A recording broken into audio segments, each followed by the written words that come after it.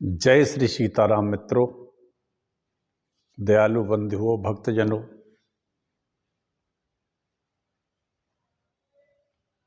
शिव महापुराण की कथा चल रही है। शिव महापुराण हमारे पुराण क्रम में, पुराण रत्नों में चौथे स्थान पर आता है। शिव की महिमा अपार है, अनंत है। वैसे तो 12 संहिताएं शिव महापुराण में बताई गई हैं, लेकिन 7 संहिताएं उपलब्ध हैं जिनकी मैं बात कर रहा हूं।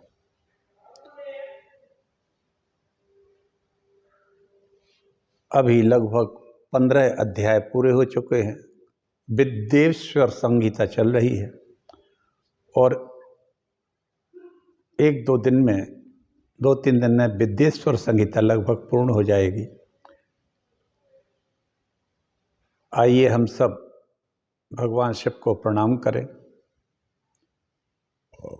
और शिव जी की कथा को सुनिए। छोटा सा मंगलाचरण करते हैं। मैं ये कथा टीकमगढ़ मध्य प्रदेश से कहता हूँ। मैं एक रिटायर्ड चिकित्सा अधिकारी हूँ। मेरा यूट्यूब चैनल है हरि बोल डॉक्टर राजेंद्र मिश्रा। इस पर जाकर मेरे आप वीडियो देख सकते हैं और हो सके तो सब्सक्राइब ज़रूर करिए। मेरा फ़ोन नंबर भी है 9981 870134।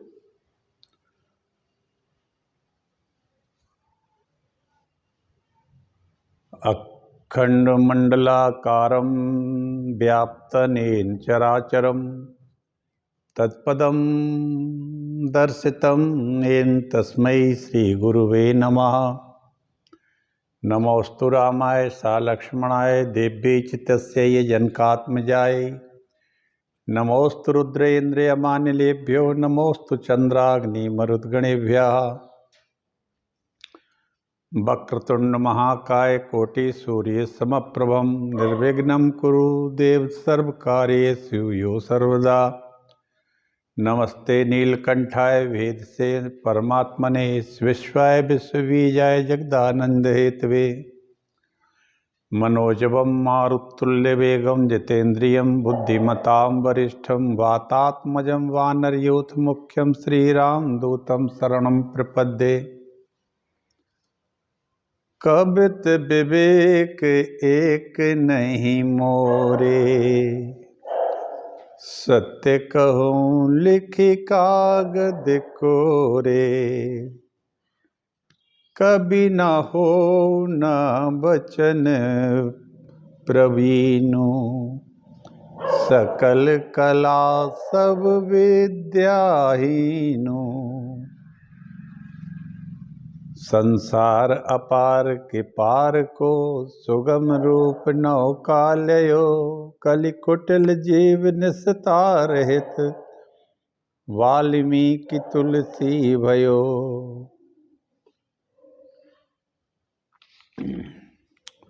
व्यापक ब्रह्म निरंजन निर्गुण विगत विनोद। सो अज प्रेम भगति वस कौशल्या कै गोद।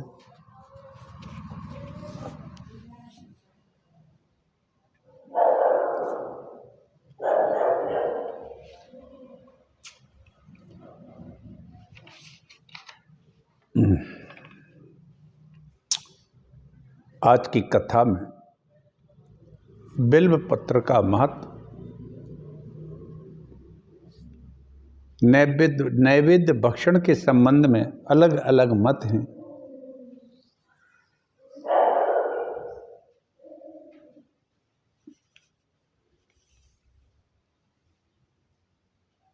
सूत जी बोले, महर्षियों, पार्थिव लिंगों की पूजा कोटि कोटि यज्ञों का फल देने वाली है।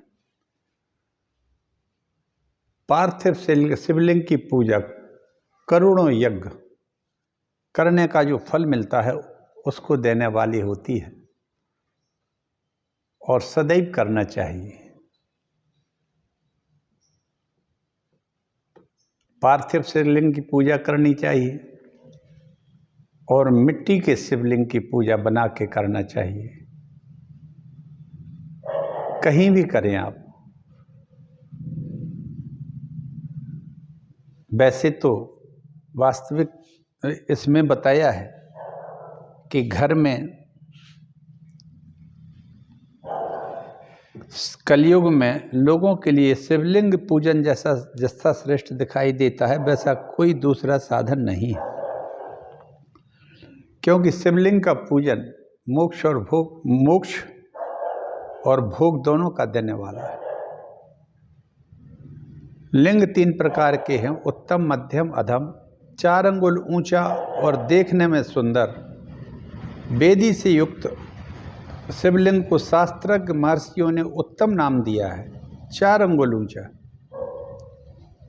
उससे आधा मध्यम और उससे छोटा अधम माना गया है। इस तरह 3 प्रकार के शिवलिंग कहे गए हैं। उत्तरोत्तर श्रेष्ठ है। ये ब्राह्मण, क्षत्रिय, वैश्य और शूद्र अथवा विलोम शंकर कोई भी क्यों न हो, वह अपने अधिकार के अनुसार वैदिक अथवा तांत्रिक मंत्र से सदा आदर पूर्वक शिवलिंग की पूजा करे। अधिक कहने से क्या लाभ है? शिवलिंग का पूजन करने से स्त्रियों का तथा अन्य सब लोगों का भी समान अधिकार है। ब्राह्मणा क्षत्रियो वैश्यः शूद्रो वा प्रतिलोमजः पूजयेत सत्यम लिंगम ततन्मंत्रेण सादरम किं बहुक्तेन मुनिया स्त्रीणामपि स्थान्यतः अधिकारो अस्ति सर्वेषां शिवलिंगार्चने ध्वजा। वैदिक ध्वजों को वैदिक मार्ग से पूजन करना चाहिए, अन्य मार्ग से नहीं। यह भगवान शिव का ही कथन है। दधीचि, गौतम आदि के शाप से जिनका चित्त दग्ध हो गया है, उन ध्वजों को तो वैदिक कर्म से में श्रद्धा नहीं होती है। जो मनुष्य वेदों और स्मृतियों में कहे हुए सत्कर्मों की अवहेलना करते हैं, उसका मनोरथ सफल नहीं होता। इस प्रकार विधि पूर्वक भगवान शंकर का नैवेद्यांत पूजन करके उनकी त्रिभुवनमयी 8 मूर्तियों का भी वही पूजन करना चाहिए। पृथ्वी, जल, अग्नि, वायु, आकाश, सूर्य, चंद्रमा और यजमान, ये भगवान शंकर की 8 मूर्तियां कही गई हैं। पृथ्वी, जल,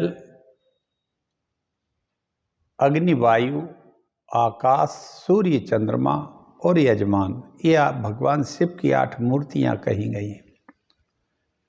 इन मूर्तियों के साथ साथ सर्व, भव, रुद्र, उग्र, भीम, ईश्वर, महादेव तथा पशुपति, इन नामों की भी अर्चना करना चाहिए। महादेव के नाम है। तदनंतर चंदन, अक्षत, बिल्वपत्र लेकर वहाँ ईशान आदि के क्रम से भगवान शिव के परिवार का पूजन करे। ईशान, नंदी, चंड, महाकाल, भृंगी, वृष, स्कंद, कपर्दी, सोम, शुक्र, ये 10 शिव के परिवार हैं। शिव जी के परिवार में कौन कौन है? ईशान, नंदी, चंड, महाकाल, भृंगी, वृष, स्कंद,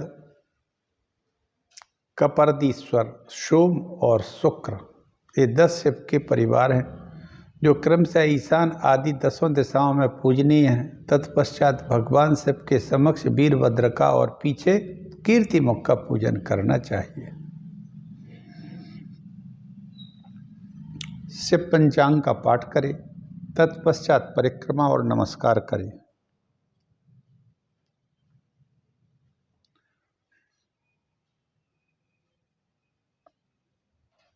उत्तराभिमुख होकर ही पूजन करना चाहिए। इस प्रकार शिव पूजन भी पवित्र भाव से सदा उत्तराभिमुख होकर ही करना उचित है।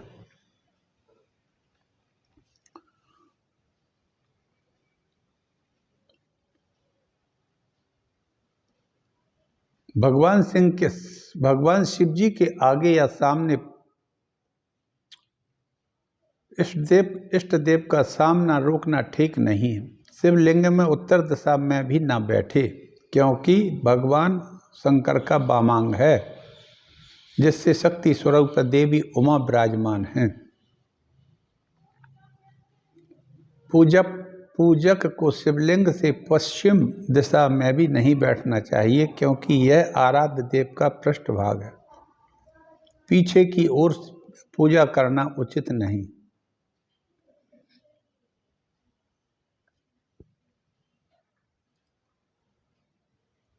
विद्वान पुरुष को चाहिए कि वह भस्म का त्रिपुंड लगाकर रुद्राक्ष की माला लेकर बिल्व पत्र का संग्रह करके ही भगवान शंकर की पूजा करे।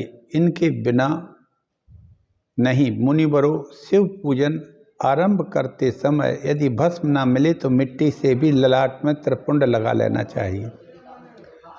ऋषि कहते हैं, मुनि, हमने पहले से यह बात सुन रखी कि भगवान शिव का नैवेद्य कोई ग्रहण नहीं करना चाहिए। इस विषय में शास्त्र का निर्णय क्या है? तो सूत जी बोले, बतलाता हूँ। जो भगवान शिव का भक्त है, बाहर भीतर से पवित्र है और शुद्ध है, उत्तम व्रत का पालन करने वाला है, वह दृढ़ निश्चय से युक्त है, वह शिव का नैवेद्य अवश्य भक्षण करे। भगवान शिव का नैवेद्य अग्राह्य है, इस भावना को मन से निकाल दे। शिव के नैवेद्य को देख लेने मात्र से ही सारे पाप दूर हो जाते हैं। पर खाने की तो बात ही क्या है। उसको खा लेने पर तो करोड़ों पुण्य अपने भीतर आ जाते हैं। शिव नैवेद्य को सिर झुकाकर प्रसन्नता के साथ ग्रहण करना चाहिए और प्रयत्न करके शिव स्मरण का पूर्वक उसका भक्षण करे।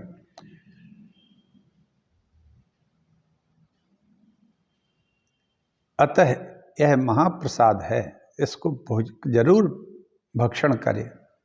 परंतु जो अन्य देवताओं की दीक्षा से युक्त और शिव भक्ति में मन लगाए हुए हैं, उनके लिए शिव नैवेद्य भक्षण के विषय में निर्णय है। ब्राह्मण जहाँ से शालिग्राम शिला की उत्पत्ति हुई है, वहाँ के उत्पन्न लिंग में, पारद लिंग में पाषाण, रजत, सुवर्ण देवताओं सिद्धों द्वारा प्रतिष्ठित लिंग, केसर निर्मित लिंग में, इनमें शिव के नैवेद्य का भक्षण चंद्रायण व्रत के समान पुण्यजनक है। ब्रह्म हत्या करने वाला पुरुष भी यदि पवित्र होकर शिव निर्माल्य का भक्षण करके उसे धारण करता है तो उसका सारा पाप ही नष्ट हो जाता है। वाह! जो मनुष्य शिवलिंग की विधि पूर्वक स्नान कराकर उस स्नान के जल का 3 बार आचमन करता है, उसके कायक, मानसिक और वाचिक तीनों प्रकार के पाप शीघ्र नष्ट हो जाते हैं। मित्रों,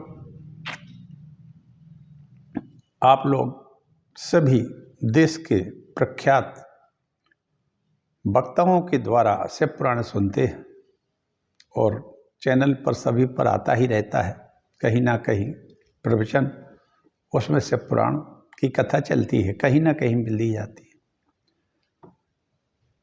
विद्येश्वर संहिता में लोमहर्षण जी कहते हैं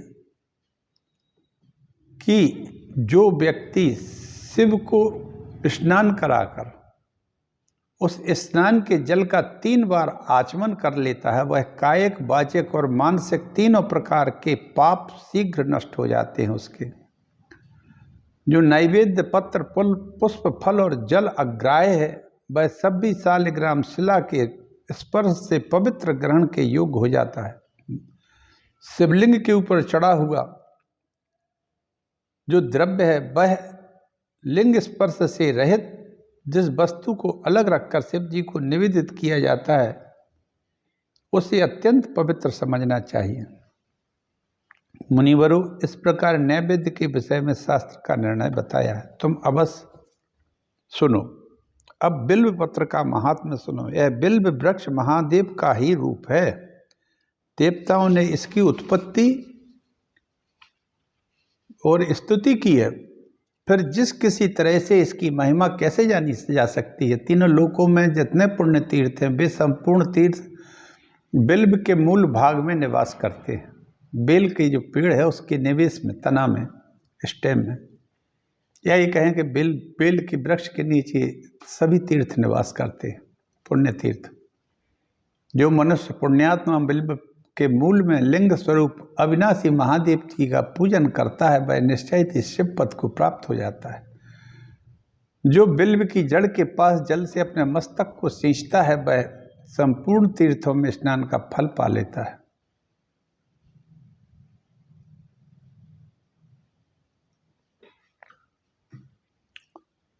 जो मनुष्य गंध पुष्प आदि से बिल्व के मूल भाग का पूजन करता है वह शिवलोक को पाता है।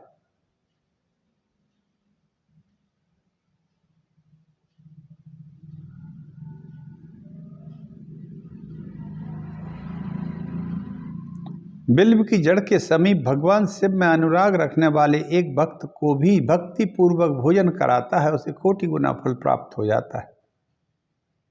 ब्राह्मणों, इस प्रकार मैंने सांगोपांग शिवलिंग पूजन का वर्णन किया है। प्रवृत्ति मार्गी तथा निवृत्ति मार्गी पूजकों के भेद से दो प्रकार का होता है।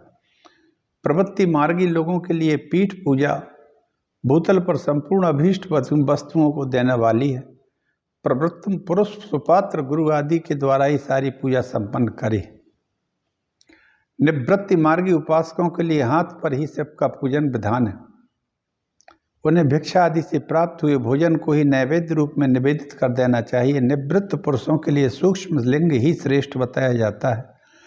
वे विभूति से पूजन करें और विभूति से ही नैवेद्य रूप से निवेदित भी करें। पूजा करके उस लिंग को सदा अपने मस्तक पर धारण करें।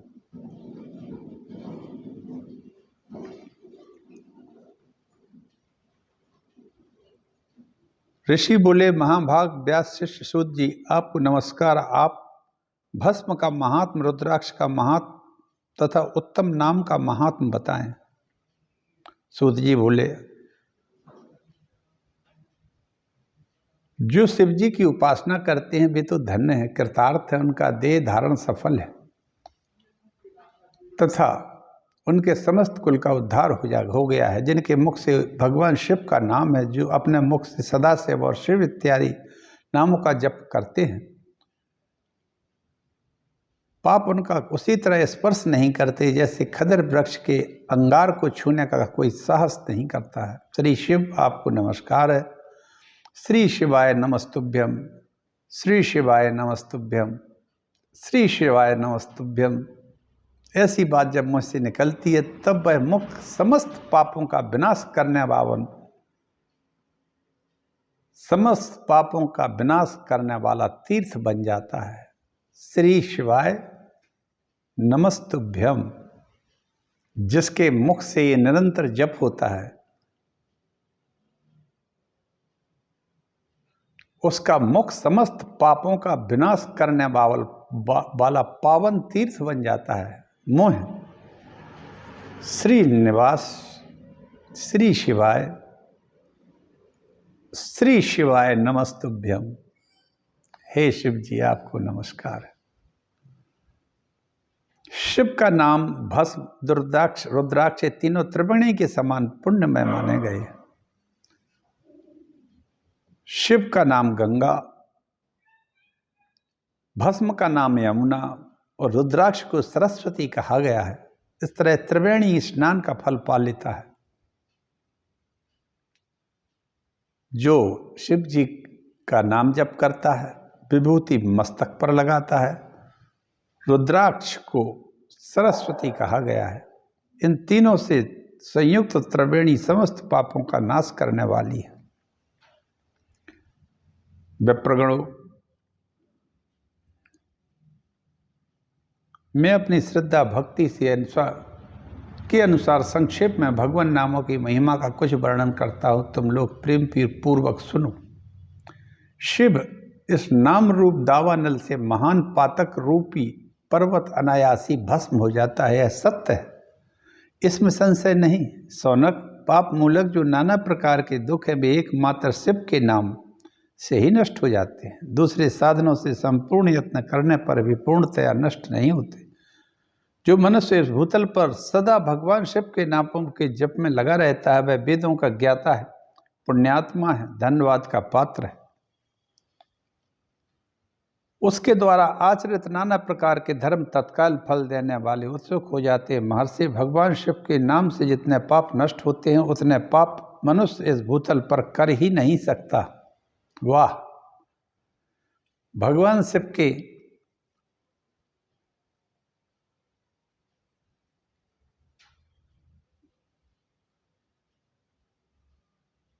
उस भगवान शिव का जप तत्काल फल देने वाला होता है। भगवान शिव के नाम से जितने पाप नष्ट हो जाते हैं उतने पाप मनुष्य इस भूतल पर कर ही नहीं सकते। कोई मनुष्य नहीं कर सकता जितना नर नाम जप से पाप नष्ट करने की क्षमता है। जो शिव नाम रूपी नौका पर आरूढ़ हो संसार समुद्र को पार करते हैं, उनके जन्म मरण रूपी संसार के मूलभूत वे सारे पाप निश्चय ही नष्ट हो जाते हैं। महामुने संसार के मूलभूत पातक रूपी पादपों का शिव नाम रूपी कुठार से निश्चय ही नाश हो जाता है।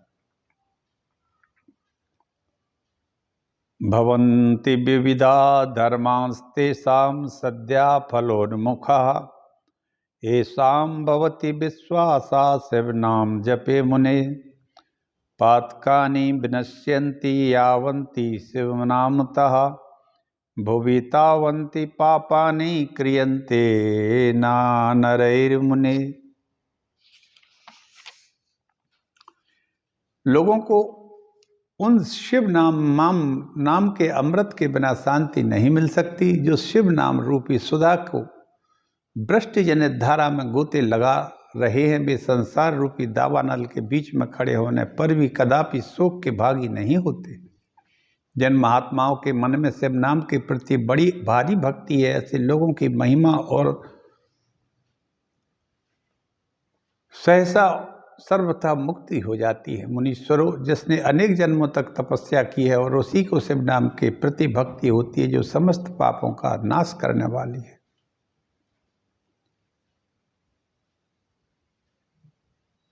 शिवनाम तरीम प्राप्यम संसाराब्धिम तरन्ति ते संसार मूल पापानि तानि नश्यन्त संशयम् संसार मूल भूतानां पातकानां महामुने शिवनाम कुठारेण विनाशो जायते ध्रुवम् शिवनामामृतं पेयं पापदावानलदलार्तितैः पापदावाग्नितप्तानां शान्तिस्तेन विना नहि शिवेति नाम पीयूष वर्षाधारा परिलुप्तः संसार दव मध्ये अपि न शोचन्ति कदाचन शिवनाम्नि महद्भक्तिदार्था देशां महात्मनां तद्विदानां तु सहसा मुक्तिर्भवति सर्वदा पापानां हरणे शम्भोर्नाम्नि शक्तिर्हि यावती क्रोति पातकं तावत् क्रतुं नापि नरः क्वचित्।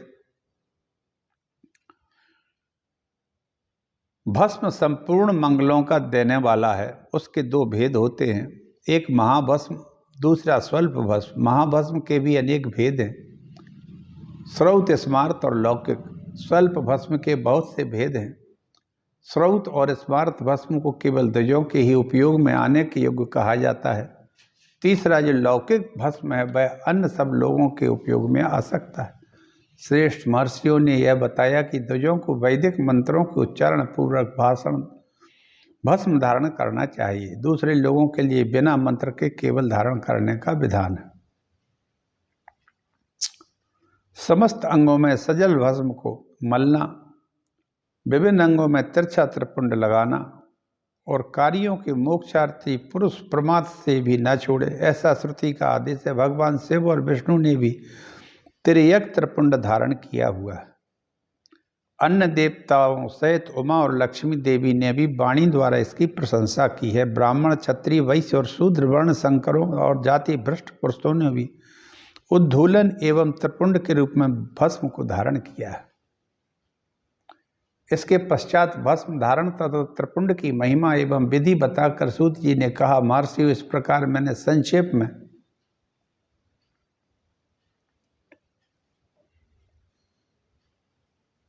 त्रिपुंड का महात्म बता दिया है। ललाट आदि सभी निर्दिष्ट स्थानों में भस्म से 3 तिरछी रेखाएं बनानी चाहिए। भौहों के मध्य भाग से लेकर जहां तक भौहों का अंत है उतना बड़ा त्रिपुंड ललाट के में धारण करना चाहिए। मध्यमा अनामिका अंगुली से 2 रेखाएं करके बीच में अंगुष्ठ द्वारा प्रतिलोम भाव से की गई रेखा त्रिपुंड कहलाती है। त्रिपुंड को तीनों रेखाओं में से प्रत्येक के 9 देवता है जो सभी अंगों में स्थित है। मैं उनका परिचय देता हूँ। आप लोग सावधान होकर सुनिए। ये त्रिपुंड का 3 रेखाओं का विश्लेषण है।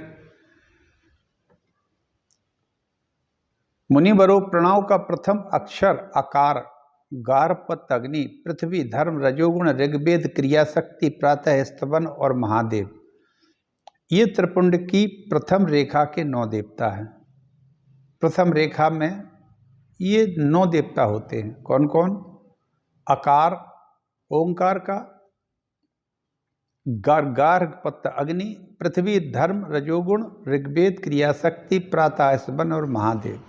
ये त्रिपुंड की प्रथम रेखा के 9 देवता हैं। यह बात शिव दीक्षा पारायण पुरुषों को अच्छी तरह समझ लेनी चाहिए। प्रणव का दूसरा अक्षर है उकार। ओंकार का मतलब दूसरी लाइन में, दूसरी रेखा में उकार है, दक्षिणाग्नि है, आकाश है, सत्वगुण है, यजुर्वेद है, मंद दिन, शबन, इच्छा शक्ति, अंतरात्मा, महेश्वर। ये दूसरी रेखा के 9 देवता है। और प्रणव का तीसरा अक्षर है मकार। यह आहवनीय, अग्नि, परामात्मा, तमोगुण, द्युलोक, ज्ञान शक्ति, सामवेद, तृतीय सवन और शिव। ये तीसरी रेखा के 9 देवता हैं। इस प्रकार स्थान देवताओं को उत्तम भक्ति भाव से नित्य नमस्कार करके स्नान आदि से शुद्ध हुआ पुरुष यदि त्रिपुंड धारण करे तो भोग और मोक्ष की भी प्राप्ति कर लेता है। अंगों में स्थान देवता बताए गए हैं। अब उनके संबंध भी बताता हूं। 32, 16, 8 अथवा 5 स्थानों में त्रिपुंड का न्यास करे। मस्तक में, ललाट, दोनों कानों में, दोनों नेत्रों में, दोनों नासिका में, मुख, कंठ, दोनों हाथों में, दोनों कोहनी, दोनों कलाई, हृदय में, दोनों पार्श्व भाग में, दोनों अंडकोश, दोनों उरु, दोनों गुल्फ, दोनों घुटने, दोनों पिंडली, दोनों पैर। ये 32 उत्तम स्थान। इनमें क्रमशः अग्नि, जल, वायु, 10 दिक् प्रदेश, 10 दिक्पाल और 8 वसुओं का निवास है। धर, ध्रुव, सोम, आप, अनल, प्रत्युष और प्रभास, ये 8 वसु हैं। इन सब का नाम मात्र लेकर इनके स्थान में विद्वान पुरुष त्रिपुंड धारण करे। फिर एकाग्र चित्र हो 16 स्थान में त्रिपुंड धारण करे। मस्तक, ललाट, कंठ, कंधा, भुजाएं, दोनों कोहनियाँ, कलाइयाँ, हृदय और नाभि में, पसलियों में, पृष्ठभाग में त्रिपुंड लगाकर वहाँ दोनों अश्विनी कुमारों का, शिव शक्ति, रुद्र, ईश, नारद का और बामा आदि 9 शक्तियों का पूजन करे। ये सब मिलकर 16 देवता है। अश्विनी कुमारी 2 कहे गए। नासत्र और दसत्र अथवा मस्तक, केस, दोनों कान, मुख, दोनों भुजा, हृदय, नाभि, दोनों उरु, दोनों जानु, दोनों पैर और पृष्ठभाग। इन 16 स्थानों में त्रिपुंड का न्यास करना चाहिए।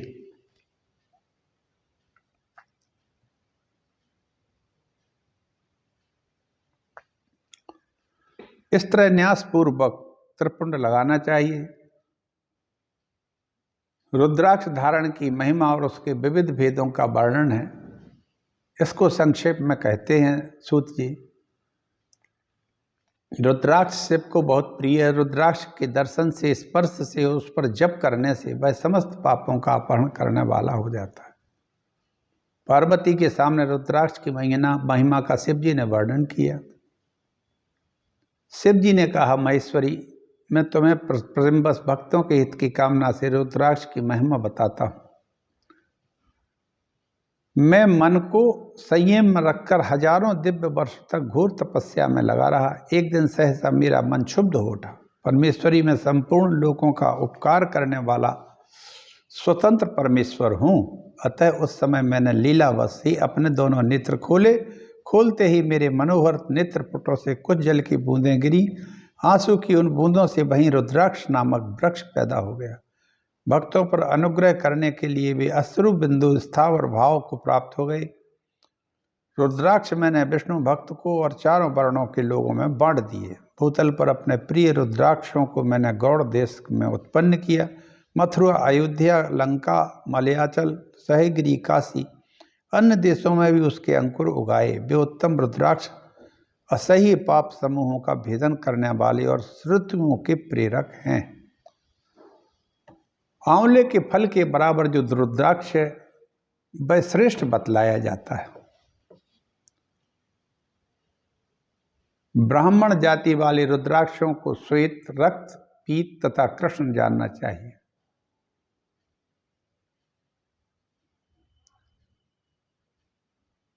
आंवले का बराबर रुद्राक्ष श्रेष्ठ होता है।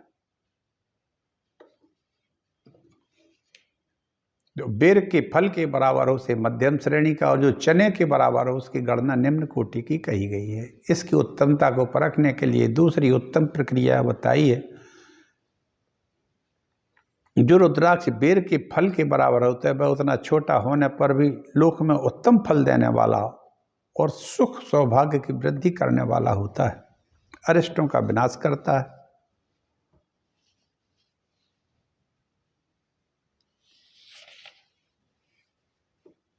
गुंजा फल के समान छोटा होता है, वह संपूर्ण मनोरथों और फलों की सिद्धि करने वाला है।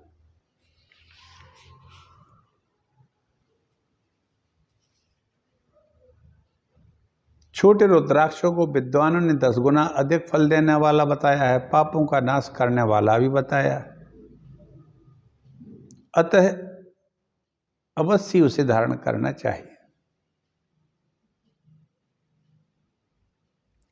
जिस रुद्राक्ष में अपने आप ही डोरा पिरोने योग्य छिद्र हो गया हो वही उत्तम माना जाता है।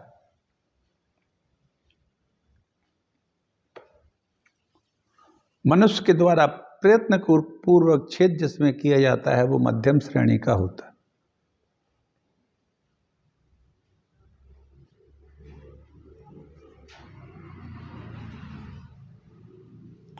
रुद्राक्ष मेरा मंगलमय लिंग विग्रह है।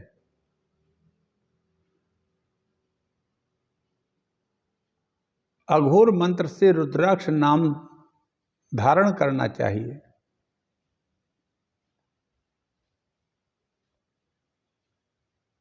रुद्राक्षधारी पुरुष अपने खान पान में मदिरा, मांस, लहसुन, प्याज, सहीजन, लिसोड़ा आदि को त्याग दे। गिरिराज नंदिनी उमा, श्वेत रुद्राक्ष केवल ब्राह्मणों को ही धारण करना चाहिए। गहरे लाल रंग का रुद्राक्ष क्षत्रियों के लिए, वैश्यों के लिए प्रतिदिन बारंबार पीले रुद्राक्ष का आवश्यक है और शूद्रों को काले रंग का रुद्राक्ष धारण करना चाहिए। यह वेदोक्त मार्ग है, क्योंकि रुद्राक्ष मेरा मंगलमय स्वरूप होता है। रुद्राक्ष धारण का सभी को विधान है। इसके ललाट में त्रिपुंड लगा हो, वह सभी अंग रुद्राक्ष से विभूषित हो तो मृत्युंजय मंत्र का जप कर रहा हो, उसका दर्शन करने से साक्षात रुद्र के दर्शन का फल प्राप्त हो जाता है।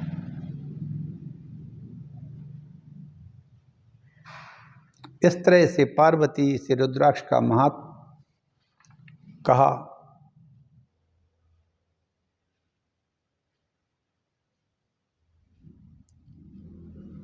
चौदह मुखों वाला जो रुद्राक्ष है वह परम शिव का स्वरूप ही है, मस्तक पर धारण करना चाहिए। गिरिराज कुमारी इस प्रकार मुखों के भेद से रुद्राक्ष के 14 भेद बताए गए हैं।